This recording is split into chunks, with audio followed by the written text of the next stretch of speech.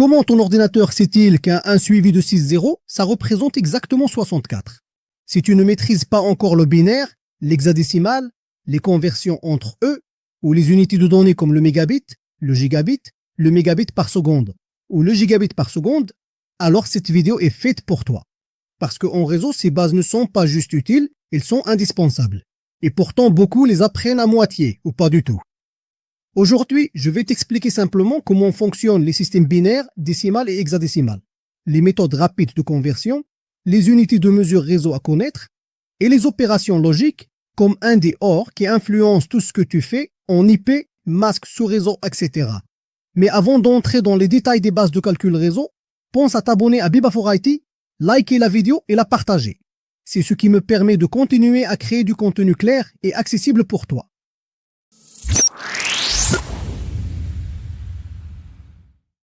Pourquoi c'est important de comprendre les bases de calcul binaire et hexadécimal?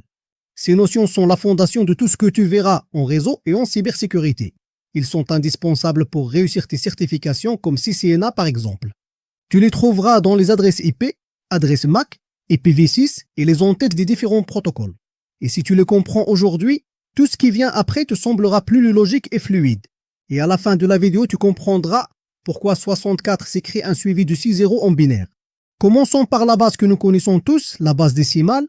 C'est le système que nous utilisons tous les jours. Il utilise les chiffres de 0 à 9 pour représenter les nombres. La décomposition des nombres dans la base décimale se fait en se basant sur les puissances de 10.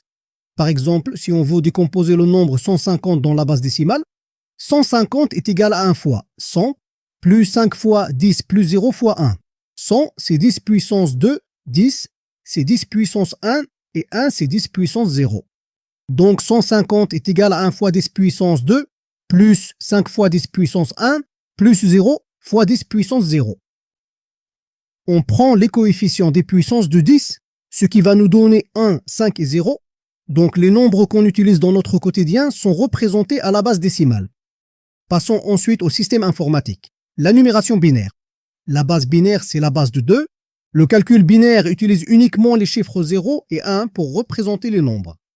Donc, dans la base binaire, la décomposition des nombres se fait en se basant sur la puissance de 2.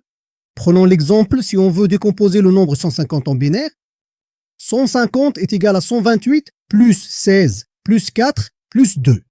128, c'est 2 puissance 7. 16, c'est 2 puissance 4. 4, c'est 2 puissance 2. Et 2, c'est 2 puissance 1. Donc 150 est égal à 2 puissance 7 plus 2 puissance 4 plus 2 puissance 2 plus 2 puissance 1. C'est-à-dire 150 est égal à 1 fois 2 puissance 7 plus 1 fois 2 puissance 4 plus 1 fois 2 puissance 2 plus 1 fois 2 puissance 1. Les puissances de 2 manquantes sont 2 puissance 6, 2 puissance 5, 2 puissance 3 et 2 puissance 0. Nous allons ajouter ces puissances de 2 manquantes avec des coefficients de 0. Donc, 150 est égal à 1 fois 2 puissance 7, plus 0 fois 2 puissance 6, plus 0 fois 2 puissance 5, plus 1 fois 2 puissance 4, plus 0 fois 2 puissance 3, plus 1 fois 2 puissance 2, plus 1 fois 2 puissance 1, plus 0 fois 2 puissance 0. On prend les coefficients de puissance de 2, ce qui va donner 1, 0, 0, 1, 0, 1, 1, 0. Donc, 150 en binaire est égal à 1, 0, 0, 1, 0, 1, 1, 0. Et enfin, nous avons le système hexadécimal. Ce système utilise 16 symboles différents, de 0 à 9, et les lettres de A à F, où A représente 10, B représente 11, C représente 12, D représente 13, E représente 14 et F représente 15.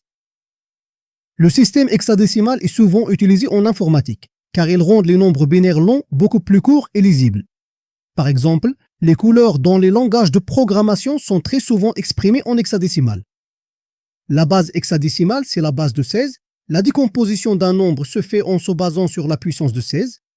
Donc, si par exemple, on veut convertir 150 en hexadécimal, 150 est égal à 144 plus 6.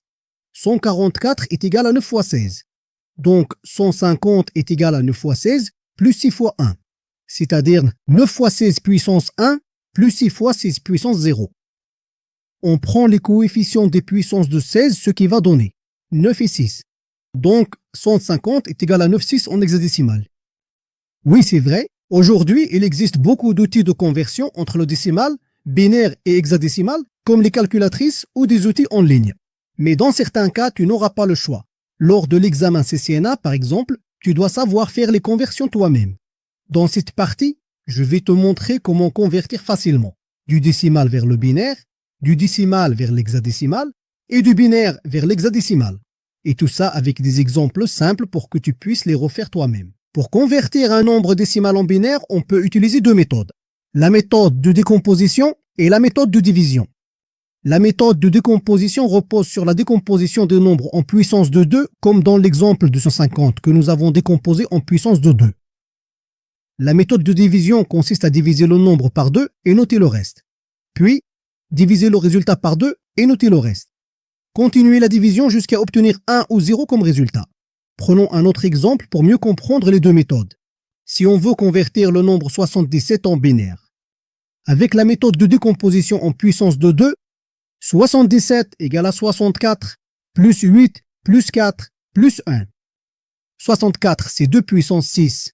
8, c'est 2 puissance 3. 4, c'est 2 puissance 2. Et 1, c'est 2 puissance 0. En ajoutant les puissances manquantes avec des coefficients de 0, on obtient 77 égale à 1 fois 2 puissance 6, plus 0 fois 2 puissance 5, plus 0 fois 2 puissance 4, plus 1 fois 2 puissance 3, plus 1 fois 2 puissance 2, plus 0 fois 2 puissance 1, plus 1 fois 2 puissance 0. Donc 77 et 1, 0, 0, 1, 1, 0, 1 en binaire. En utilisant la méthode de division, on divise 77 sur 2, on obtient 38 et il reste 1. On divise 38 sur 2, on obtient 19 et reste 0. On divise 19 par 2, on obtient 9 et reste 1. On divise 9 par 2, on obtient 4 et reste 1. On divise 4 par 2, on obtient 2 et reste 0. On divise 2 par 2, on obtient 1 et reste 0. Donc prenez les restes des différentes opérations de division et rangez-les de la droite à gauche et ajoutez le résultat de la dernière opération de division qui est 1. On obtient un 0, 0, 1, 1, 0, 1. Comme pour la conversion décimale binaire, convertir un nombre décimal en hexadécimal implique deux méthodes. La méthode de décomposition en puissance de 16 et la méthode de division. Prenons l'exemple du même nombre 77. Pour convertir 77 en hexadécimal en utilisant la méthode de décomposition, on a 77 égale à 64 plus 13. 64 égale à 4 fois 16. Donc 77 égale à 4 fois 16 plus 13 fois 1 qui est 16 puissance 0. On prend les coefficients des puissances de 16, on aura 4 et 13. 13 est représenté par la lettre D dans la base hexadécimale. Donc 77 et 4D en hexadécimal. En utilisant la méthode de division, on divise 77 sur 16, on aura 4 et restera 13. On a 4 est inférieur à 16, donc on arrête la division. On range les restes de la droite à la gauche, puis on ajoute le résultat de la dernière opération de la division. On obtient 4 et 13. On représente 13 par D dans la base hexadécimale, donc 77 est égal à 4D en hexadécimal. Pour la conversion hexadécimale vers binaire, on convertit chaque chiffre du nombre hexadécimal en binaire de valeur de 4 bits. Donc pour notre exemple de 77, on a 77 égale à 4D en hexadécimal. 4 en binaire est 0, 1, 0, 0. Et 13 en binaire est 1, 1, 0, 1. Donc en remplaçant les chiffres 4 et D par leur valeur binaire, on obtient 0, 1, 0, 0, 1, 1, 0, 1. On nomme le 0 à gauche, on obtient 1, 0, 0, 1, 1, 0, 1. Nous allons maintenant voir les opérations AND et OR de la base binaire. Ces opérations sont équivalentes aux opérations d'addition et de multiplication de la base décimale. Commençons par l'opération AND. L'opération AND est équivalente à la multiplication du nombre binaire. Elle montre si une valeur est à 0. Si une des valeurs est à 0, alors le résultat sera 0. Donc 0 AND 0 donne 0. 0 AND 1 donne 0. 1 AND 0 donne 0. Et 1 AND 1 donne 1. Prenons un exemple. Si on veut exécuter l'opération AND entre 0, 1, 0, 1 et 0, 0, 1, 1, on obtiendra 0, 0, 0, 1. L'opération OR indique si une valeur est à 1. Si une des valeurs est à 1, alors le résultat sera 1. Donc 0 OR 0 donne 0. 0 OR 1 donne 1 OR 0 donne 1 et 1 OR 1 donne 1. Prenons l'exemple précédent avec l'opération OR. 0 1 0 1 OR 0 0 1 1. On obtient 0 1 1 1. Voyons maintenant les unités de mesure de données sur les réseaux. Les unités de mesure de données sur les réseaux sont les mesures qui permettent de quantifier les données. Elles déterminent les capacités de stockage, la bande passante réseau et la vitesse de transmission. Elles constituent les informations nécessaires pour la planification des besoins en infrastructure. Et cela commence avec une compréhension correcte de la base binaire. Commençons par l'unité de mesure de volume de données, qui est le moyen par lequel nous mesurons la quantité d'informations. Le bit, l'octet, le kilo-octet, le mégaoctet, le gigaoctet et le téraoctet. Chacune de ces unités représente une croissance exponentielle du stockage numérique. Un bit est le plus petit élément, donc une seule position binaire, 0 ou 1.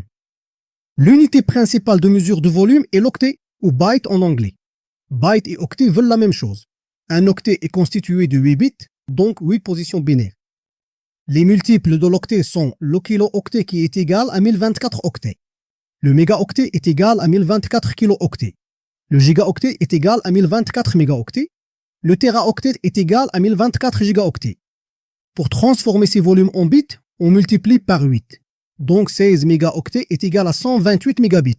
Il y a également l'unité de mesure de vitesse de transmission ou les débits de données.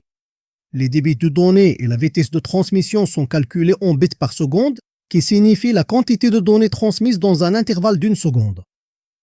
L'unité principale de mesure de vitesse de transmission de données est bits par seconde. Les multiples de bits par seconde sont le kilobit par seconde, qui est égal à 1024 bits par seconde. Le mégabit par seconde est égal à 1024 kilobits par seconde. Le gigabit par seconde est égal à 1024 mégabits par seconde. Voilà, tu viens d'ajouter des connaissances essentielles à ta boîte à outils réseau. Ce sont des connaissances simples mais essentielles qu'on retrouve dans tout le réseau. IP, sous-réseau, en-tête de paquet, sécurité, etc.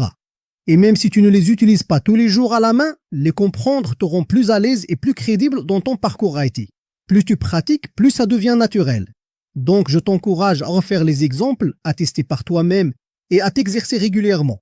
Si tu as appris quelque chose dans cette vidéo, laisse un like, partage à d'autres passionnés de l'IT et surtout abonne-toi à Biba4 IT pour ne rien rater des prochaines vidéos. Merci d'avoir regardé jusqu'au bout et à très vite sur la chaîne.